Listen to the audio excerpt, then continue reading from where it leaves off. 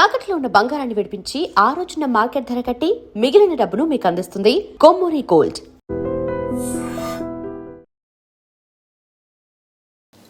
నమస్కారం, welcome to I dream. ధర్మ మార్గం విత్ విజిత కార్యక్రమానికి స్వాగతం.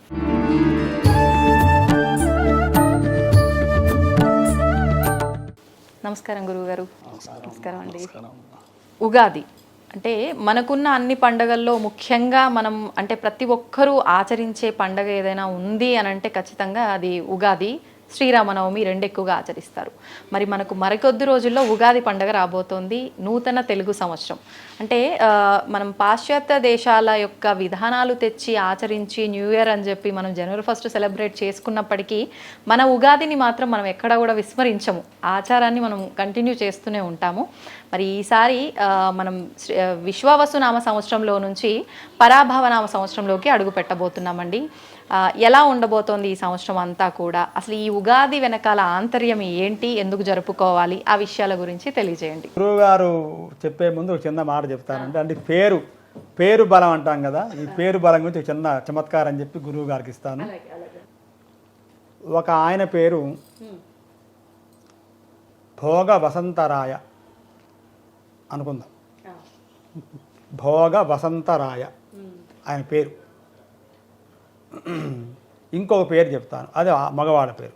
ఇంకోళ్ళ పేరు అన్నపూర్ణమ్మ అని పెట్టారు పేరు.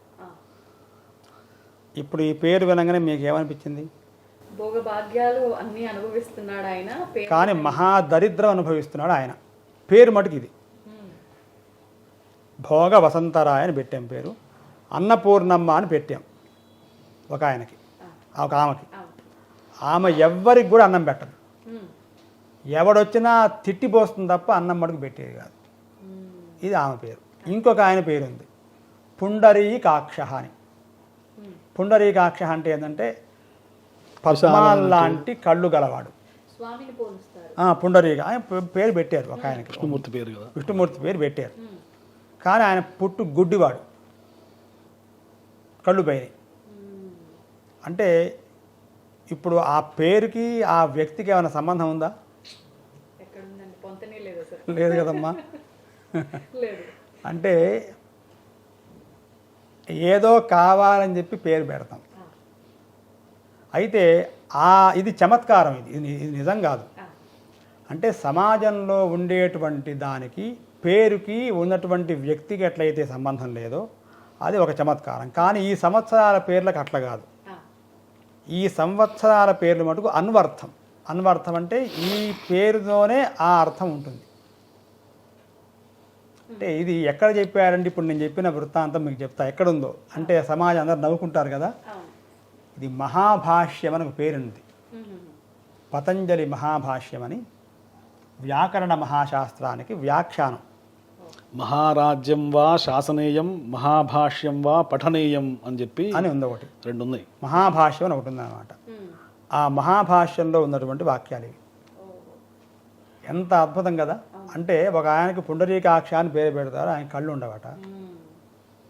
ఇంకొక అన్నపూర్ణ అని పెట్టాము, ఆమె ఎవరికి అన్నం పెట్టదు. ఇంకొక ఆయనకు చాలా అష్టైశ్వర్య ఈ సంపత్తి గల వాడికి ఐశ్వర్యమే ఉండదు, వాడు ఎప్పుడు అడుక్కో తింటుంటాడు. కాబట్టి నామధేయ ఔచిత్యం అంటారు దీన్ని, నామధేయ ఔచిత్యం. అట్లా ఈ ఔచిత్యం ఈ నామాలకు లేదు. ఏది ఈ సంవత్సర పేర్లకు. ఇప్పుడు ప్రజోత్పత్తి ఒక సంవత్సరం ఉంది. అట్లనే ఇంకోటి ఇప్పుడు విశ్వావసు. విశ్వావసు అంటే ఏమిటంటే అందరికీ, విశ్వంలో ఉండే వాళ్ళందరికీ వసు డబ్బు వస్తుంది అని అర్థం. ఇప్పుడున్న సంవత్సరానికి పేరు. మరి అందరికి డబ్బు వచ్చిందా? మరి రాదుగా, అందరికి ఎప్పుడు డబ్బు రాదు. మరి సంవత్సరం పేరేంటి? విశ్వావసు. విశ్వంలో ఉండే వసు అంటే డబ్బు. వాసుదేవుడు అంటే ఎవరండి? మొక్కంగానే డబ్బులు ఇస్తాడట.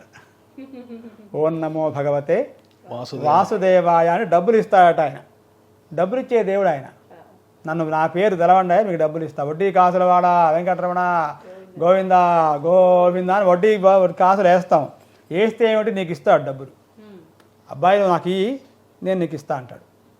ఎట్లా ఇస్తాడు? భూమిలో ఒక గింజ, ఒక మామిడి టెంక వేయండి, అదేమవుతుంది? మామిడి వృక్షం అవి ఎన్ని ఫలాలు ఇస్తుంది, ఎన్ని చెట్లు ఎన్ని ఫలాలు వస్తాయి, వేసింది అంత నువ్వు ఒక్కటేవయా నీకు బోల్డ్ ఇస్తా. ఒక మొక్కజొన్న ఇత్తు ఒకటేస్తే కంకిలో ఎన్ని వస్తాయి అనంతంగా. అట్లనే నువ్వు నా కొరకు ఒక అడుగు ముందుకేయి, నేను నీ కొరకు 1000 అడుగులు ముందుకు వస్తా అంటాడు దేవుడు. ఒక అడుగు వేయలేడు వీడు ఏడు కదా. కాబట్టి నామధేయ ఔచిత్యం అంటే మిగతా వాళ్ళగా విశ్వావస అంటే అది. పరాభవ అన్నాం అనుకోండి, పరాభవం అంటే ఏమిటి?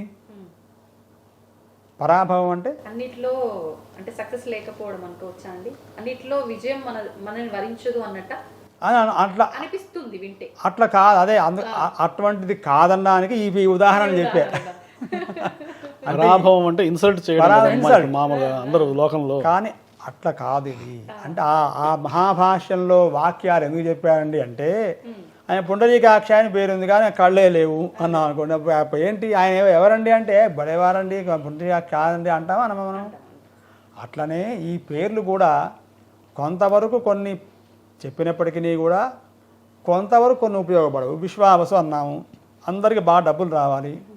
ఎవరికి డబ్బులు రావాలి? వాళ్ళకే వస్తాయి. ఎవరు యోగ్యులో ఎవరు దాని వాళ్ళకే డబ్బులు కృషి చేశారో వాళ్ళకే వస్తాయి. అట్లే పరాభవం కూడా ఏమిటట అంటే ధర్మబుద్ధి ధర్మ చింతన లేనటువంటి వాళ్ళకు ఇది పరాభవం.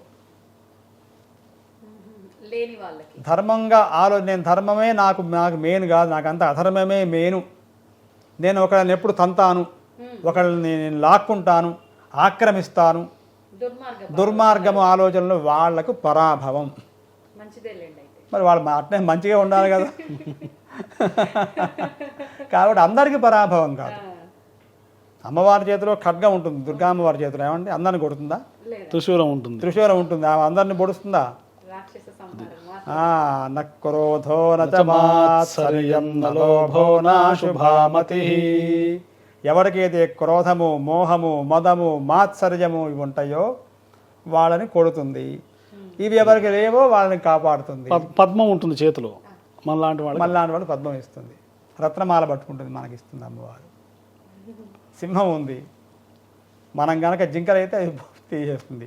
అది నువ్వు కూడా సింహం కావయ్యా, సింహం తింది కదా. కాబట్టి మన సింహం కావాలి అంటే సింహం లాంటి పరాక్రమం కావాలి. సింహం అంటే సింహంలాగా కావడం కాదు, క్రూరం కాదు, సింహంలాంత భక్తిలో పరాకాష్ఠ చెందాలి. కాబట్టి పరాభవం అనగానే పరాభవం అంటే అవమానం అని, అందరు అవమానాలు పాలవుతారా అంటే కాదయా. పరాభవం ఎవరు కావాలో వాళ్ళు పరాభవం అవుతారు.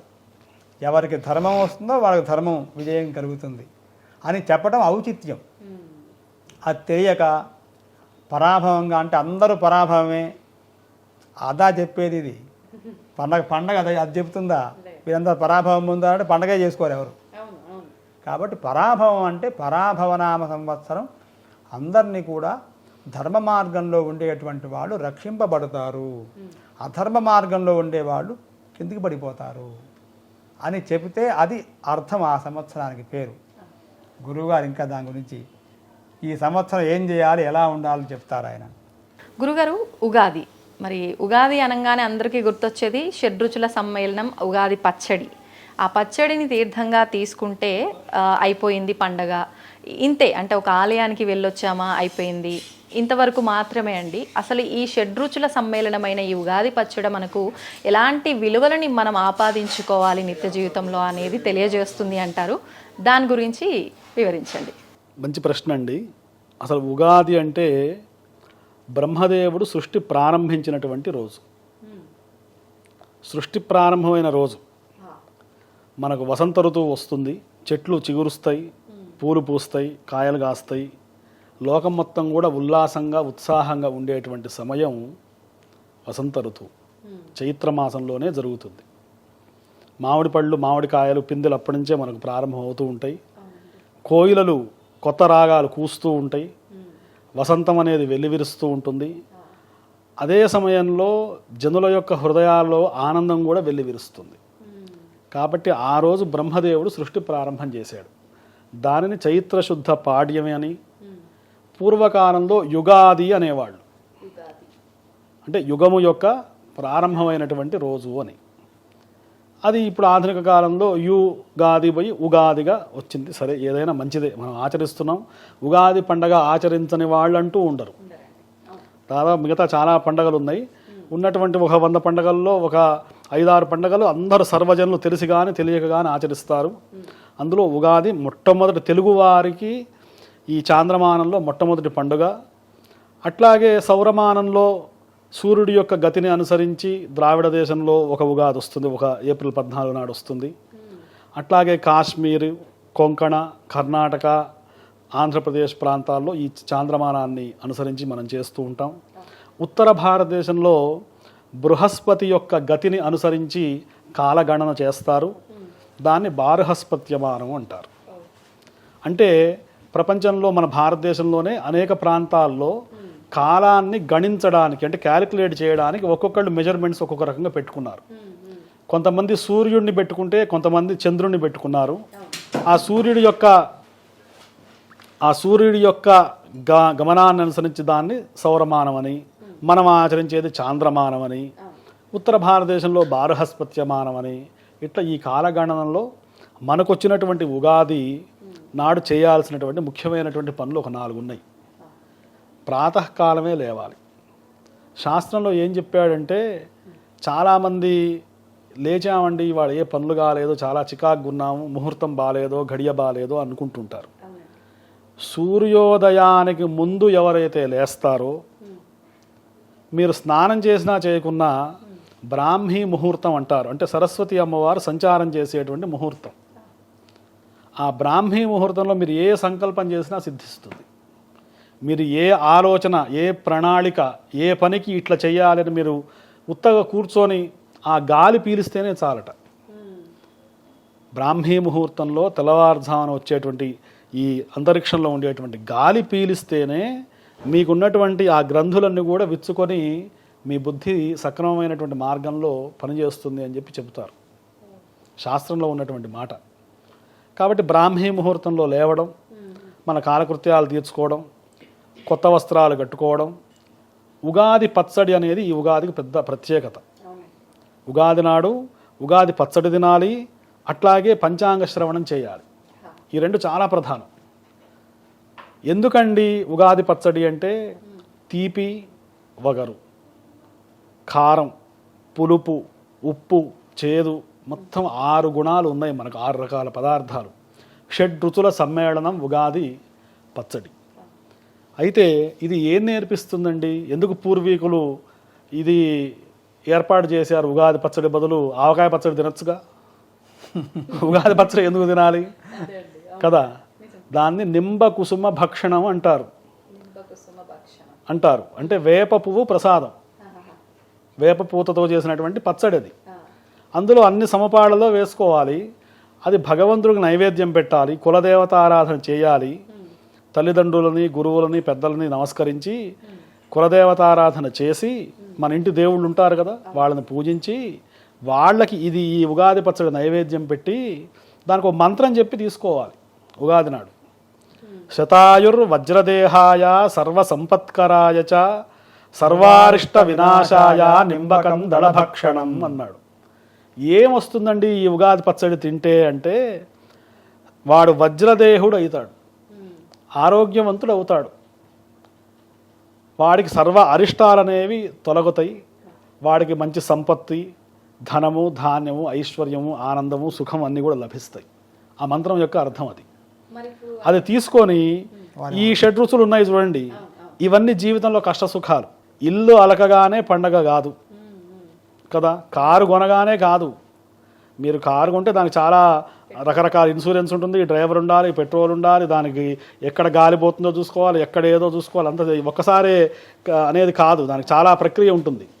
మీరు ఈ జీవితం అనేటువంటిది ఎప్పుడు సుఖాత్మకంగా ఉండదు, అట్లాగనే ఎప్పుడు కష్టాత్మకంగా కూడా ఉండదు. సుఖ దుఃఖాల యొక్క మిశ్రితమే జీవితం.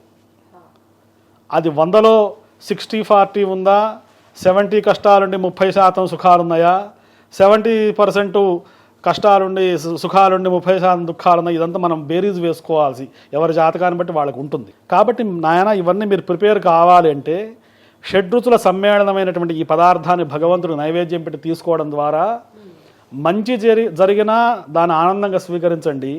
మీకు ఏదైనా కష్టం వచ్చినా కూడా దాన్ని ఎదుర్కోవడానికి సిద్ధంగా ఉండి దాన్ని ముందుకు తీసుకొని వెళ్ళడం తప్ప అధైర్యపడి కుంగిపోకండియా. వీటన్నిటి యొక్క సమ్మేళనం పచ్చడిలో ఎట్లా ఉందో నీ జీవితంలో కూడా ఇదే సమ్మేళనం ఉంటుంది. కాబట్టి దీన్ని ఆహ్లాదంగా ఆనందంగా ధర్మవర్తనులై భగవద్ అనుగ్రహంతో మీరు ఇట్లా ముందుకు వెళ్ళండి అని చెప్పి ఇచ్చేటువంటి సందేశం ఉగాది పచ్చడి మనకిస్తుంది. ఇక దాని తర్వాత రెండవది ముఖ్యమైనది పంచాంగ శ్రవణం. ఈ పంచాంగ శ్రవణానికి గంగా నదిలో స్నానం చేస్తే అంత పుణ్యం, పంచాంగ శ్రవణం చేస్తే అంత పుణ్యం అని చెబుతాం. ఎందుకండి అంటే లోకం కాలం అందరికీ సమానమే, ఆహారం అందరికీ సమానమే. మనకు ఇదే వరి పంట పండుతుంది, మనమేమో బియ్యం గింజలు తింటాం, ఆ గడ్డేమో పశువులు తింటాయి. మరి మనం కూడా గడ్డే తినచ్చు కదా, అది కూడా అట్లే పుట్టింది, వీళ్ళు ఎట్లే తయారు చేశారు, ఈ ధాన్య గింజలు అవి తినచ్చు కదా, తింటాయా? కాలం అందరికీ సమానమే, కాలాత్మకుడైనటువంటి పరమేశ్వరుడు భగవంతుడు అందరికీ సమానమే. కానీ మీకు ఆహారంగేమో ధాన్యపు గింజలు, ఇంకొక దానికి ఆహారంగేమో గడ్డి, ఇంకొక దానికి ఆహారంగా ఇంకో పదార్థం, ఇంకో దానికి గాలి, ఇంకో దానికి నీళ్లు, ఇట్లా భగవంతుడు ప్రసాదించాడు. కాబట్టి ఈ కాల గణన అందరికీ ఒకే తీరుగా ఉండదు, అందరికీ ఒకే పరిస్థితుల ప్రకారం ఉండదు. ఆ కాల గణనలో మన వాళ్ళు చక్కగా ఈ పంచాంగం అనేది మహర్షులు ఏర్పాటు చేసి 9 మంది సిద్ధాంతకర్తలు ఉన్నారు, 18 మంది రాశారు జ్యోతిషశాస్త్ర గ్రంథాలు. కాబట్టి దీనికి ప్రమాణం ఎవరండి అంటే సూర్యుడు చంద్రుడే ప్రమాణం. మీరు సూర్యోదయం ఇవాళ ఎప్పుడు అంటే పంచాంగం తీస్తే చెబుతుంది. మీరు ఆకాశంలో బయటకు వచ్చి డాబా ఎక్కి ఆకాశంలో చూసినా కానీ సూర్యోదయం అదే సమయానికి అవుతుంది. కలకత్తాలో సూర్యోదయం ఎప్పుడవుతుంది, హైదరాబాద్లో సూర్యోదయం ఎప్పుడవుతుంది, బొంబాయిలో ఎప్పుడవుతుంది, ఢిల్లీలో ఎప్పుడవుతుంది అనేది కూడా మన వాళ్ళు దాని యొక్క దేశాంతర సంస్కార పట్టిక ఇస్తారు. కాబట్టి ఇది కాల గణన అనేది ప్రాచీనంగా భారతదేశంలో భాస్కరాచార్యుల వారు, వరాహమిహిరాచార్యుల వారు, ఇటువంటి మహానుభావులు అనేక మంది ఈ యొక్క జ్యోతిష్ శాస్త్రాన్ని, ఈ కాలగణనని, ఖగోళ శాస్త్రాన్ని డెవలప్ చేశారు. అయితే దీనికి మూలం ఎక్కడుందండి అంటే వేదంలోనే ఉంది. వేదమే ఈ పంచాంగానికి కానివ్వండి, ఋతువులకు కానివ్వండి, మాసాలకు కానివ్వండి, సూర్యచంద్రుల యొక్క గమనాగమనాలకు కానీ దేనికి ఏది ప్రధానం ఆధారం అంటే వేదమే. అన్ని వేదంలో చెప్పారు. ఆ చెప్పిన వాటిని తీసుకొని మహర్షులు ఏదైతే ఒక సైన్స్గా దీన్ని ఒక డెవలప్ చేసి ఒక కాలగణనగా, ఒక క్యాలెండర్గా మనకి ఇచ్చారో, అసలు ప్రపంచంలో ఎవ్వరు కూడా నెలకి ఎన్ని రోజులు ఉంటాయి, పక్షానికి ఎన్ని రోజులు ఉంటాయి, వారానికి ఎన్ని రోజులు ఉంటాయి, అసలు వారాల పేర్లు చూడండి, అన్ని వారాల పేర్లు సంస్కృతంలోనే ఉంటాయి. సరే మీరు దాన్ని ఇంకో భాషలో అనువదించవచ్చు, కానీ 7 ఉంటాయి. ద్వాపర యుగం వరకు కూడా మనకు గ్రహాలు 7. మీకు ఈ క్షీరసాగర మథనం కథ తెలిసే ఉంటుంది. అప్పుడు మోహిని అవతారంలో శ్రీమన్నారాయణమూర్తి వీళ్ళందరికీ కూడా అమృతాన్ని పంచుతుంటే ఒక ఇద్దరు వచ్చి ఈ దేవతల పంక్తిలో కూర్చున్నారు. ఆయన అందరికీ ఇట్లా తోసిట్లో ఇట్లా పోస్తూ వెళుతూ ఉన్నాడు. అందరూ స్నానం చేసి రమ్మన్నారు, క్షీరసాగరం అయింది, అమృతం వచ్చింది, అందరూ కూడా చక్కగా పట్టుబట్టలు కట్టుకొని కూర్చున్నారు. రాహువు కేతువుని ఇద్దరు కూర్చున్నారు దేవతల పంక్తిలో. శ్రీమన్నారాయణమూర్తి ఆ ప్రవాహంలో అందరితో పాటు వీళ్ళకు కూడా అమృతాన్ని ప్రసాదించాడు. ప్రసాదిస్తే ఆకాశంలో ఉన్నటువంటి సూర్యచంద్రులు సైగ చేశారు, నాయన వీళ్ళిద్దరు రాక్షసులు దేవతల పంక్తిలో కూర్చున్నారు, నువ్వు వీళ్ళకి అమృతం పోసేసావు, వీళ్ళు ఇంకెప్పటికీ స్థిరంగా ఉంటారు అనగానే ఆయన ఒక్కసారి చక్రం తీసి వాళ్ళని రాహు అనే ఆయన ఖండిస్తే ఆయన అప్పుడే అమృతం తాగాడు. ఇక్కడ గొంతు వరకే వచ్చింది, ఈ గొంతు కింద భాగం మొత్తం అదృశ్యం అయిపోయింది, గొంతు వరకు ముఖం మిగిలింది. కేతు అనేవాడికి ఆ కింద భాగమే ఉంటుంది, తల భాగం సర్పం ఉంటుంది. కాబట్టి గ్రహాలు 7 మనకు కలియుగం కన్నా ముందు. ఇప్పుడు నేను చెప్పిన కథ ప్రకారం సూర్యుడు, చంద్రుడు, అంగారకుడు, బుధుడు, బృహస్పతి, శుక్రుడు, శని, ఎన్ని గ్రహాలు? 7 గ్రహాలు. అదనపు గ్రహాలు ఎవరండి అంటే రాహువు, కేతువు. వాళ్ళంతా ద్వాపర యుగం తర్వాత మనకు వచ్చారు. అందుకే వారాలు 7 ఉంటాయి. 7 వారాల్లో రాహుకాలం ఉంటుంది, అట్లాగే కేతువు సంబంధించినటువంటి గుళిక కాలం అని కూడా ఒకటి ఉంటుంది. వాళ్ళు కూడా ఉన్నారు ఇందులో, కానీ ప్రధానంగా 7 వారాలు. కాబట్టి ఈ పంచాంగ గణన అనేది చాలా పూర్వకాలం నుండి మహర్షులు మనకు సాధించి శోధించి మనందరికీ అరటిపండు వలిచి నోట్లో పెట్టినట్టుగా పంచాంగం అనే దాన్ని ఒక పుస్తకాన్ని తయారు చేసి, ఇది చాలా ప్రామాణికం in the world, in all countries. ఇది యాన్షియంట్ క్యాలిక్యులేషన్ క్యాలెండర్ మనది. మాయన్ క్యాలెండర్ అని ఉంది, ఇంకా వేరే దేశాల్లో ఇంకా వేరే క్యాలెండర్లు ఉన్నాయి.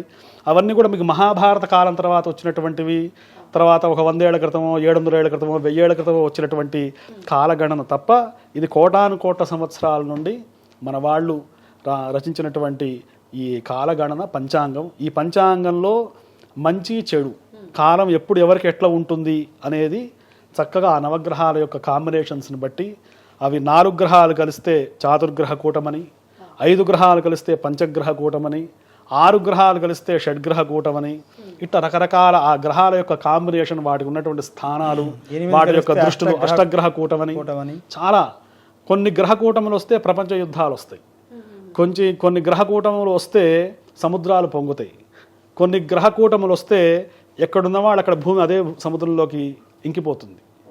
ఇట్లా రకరకాలైనటువంటి అట్లాగే శుభ ఫలితాలు కూడా ఉన్నాయి. కొన్ని ఫలితాలు వస్తే ప్రపంచం మొత్తం చాలా సుఖంగా ఆనందంగా ఉండేటువంటి ఘట్టాలు కూడా ఉన్నాయి. ఎప్పుడు కూడా మంచి చెడు రెండూ ఉంటాయి. వాటిని అంటే ఒక సంవత్సరంలో ఒక గ్రహ కూటమి అంటే 3 కలయికతో 5 కలయికతో ఒకటేసారి వస్తుందా అండి? మల్టిపుల్ టైమ్స్ వస్తుంటుందండి, ఒకసారి వస్తుందని చెప్పలేము. అయితే ఆ కలిసినటువంటి గ్రహాలు పాపగ్రహాల శుభగ్రహాల, ఆ గ్రహాల మధ్య మైత్రి ఉందా ఎట్లా ఉంది అనేది జ్యోతిష్ శాస్త్రం వచ్చిన వాళ్ళు దాన్ని క్యాలిక్యులేట్ చేసి చెప్తారు. దాదాపు అందరూ కూడా ఇప్పుడు సమాజంలో మీడియాలో చెప్తున్నారు ఈ గ్రహ కూటమి వచ్చింది, ఇది మంచి పీరియడ్ కాదు అని చెప్తున్నారు.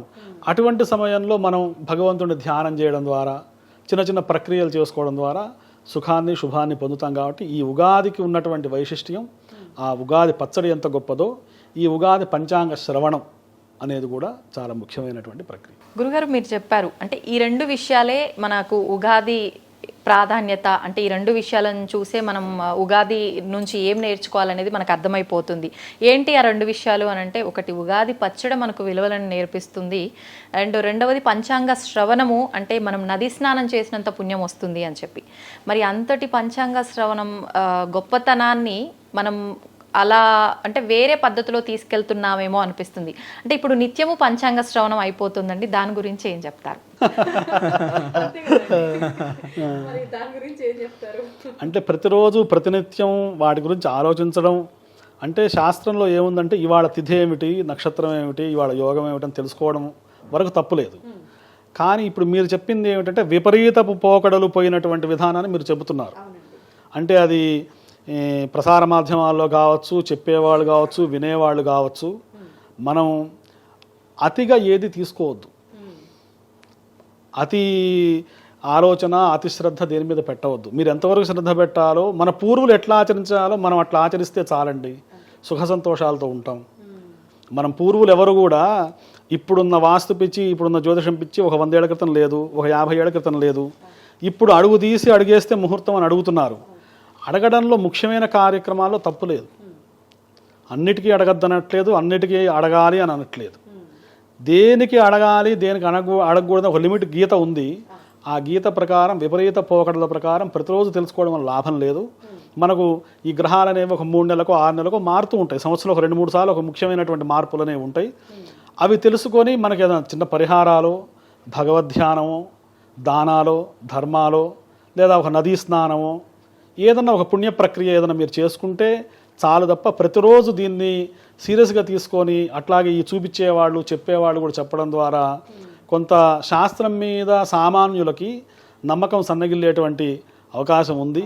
కాబట్టి సరైనటువంటి పండితుల ద్వారా, ఆ శాస్త్రాన్ని పూర్తిగా అధ్యయనం చేసినటువంటి వాళ్ళ ద్వారా మనం చెప్పించుకుంటే మంచిది. డాక్టర్ కానటువంటి వాళ్ళు దగ్గర మీరు మందులు వాడితే ఏమవుతుంది, అది ఏం రియాక్షన్ అవుతుందో, అది ఏమి ఇబ్బంది కలుగుతుందో మనం చెప్పలేము. కాబట్టి ఎవరైతే దాన్ని అధ్యయనం చేశారో వాళ్ళ దగ్గర మనం జ్యోతిష ఫలితాలు తెలుసుకుంటే వాళ్ళు దాన్ని చక్కగా చెబుతారు. అది మనం ఆచరిస్తే మనం కూడా సుఖ సంతోషాలతో ఉంటాం. And for more videos, Please subscribe to iDream. Please subscribe to iDream. Please subscribe iDream. And please subscribe to iDream. For more videos, subscribe to iDream. please like, share and subscribe to the channel. Congratulations, iDream. Subscribe to iDream. Subscribe to iDream. So subscribe to iDream Media. iDream ki iDream team andarki huge congratulations. Please subscribe iDream Media. Please subscribe to iDream. Subscribe iDream. Please subscribe to iDream. iDream అంటే నా కళల channel subscribe చేసుకున్న నోరు తిరుగుతలేదు, మీరైతే గంట గుర్తు కొట్టండి. For more such videos, please subscribe to iDream. Subscribe to iDream. Please subscribe to iDream. Please subscribe iDream Media. Please do subscribe to iDream. Please subscribe to iDream Media. For best entertainment and information, please subscribe iDream. And don't forget to subscribe to iDream.